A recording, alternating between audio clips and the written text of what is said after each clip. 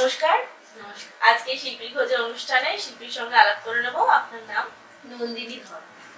আমাদের স্বস্তিক এন্টারটেনমেন্টে অনুষ্ঠান করে কেমন লাগলো? খুব ভালো লাগছে, আমাদের সাথে এত সহযোগিতা করেছেন আর এত সুন্দর একটা অনুষ্ঠানে অংশগ্রহণ করতে পেরে আমরা সত্যি আপ্লুত।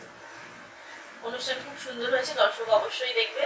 দর্শকের উদ্দেশ্যে কিছু বলুন। প্রথমেই বলবো, কবিগুরু আমাদের 25শে বৈশাখ বা 22শে শ্রাবণ নয়, কবিগুরু তো আমাদের দৈনন্দিন জীবনের সাথে ওতপ্রোতভাবে জড়িত। প্রতিদিনের রবীন্দ্রনাথকে সঙ্গে নিয়ে আমরা চলি আমাদের পথ চলা। কবিগুরুকে স্মরণ করে তার 164তম জন্মদিন উপলক্ষে তার প্রতি শ্রদ্ধা জানিয়ে আমাদের আজকের যে কবিতা কোলাজ নিবেদন করেছি আমরা, নিশ্চয়ই আপনাদের মন ছুঁয়ে যাবে এবং আপনারা আমাদের সাথে থাকবেন। এভাবেই আগামী দিনে আমরা আশা করি আরো ভালো ভালো কিছু আপনাদের উপহার দিতে পারবো। আপনারা এসেছেন, ভীষণ ভালো লেগেছে। এখানে আসার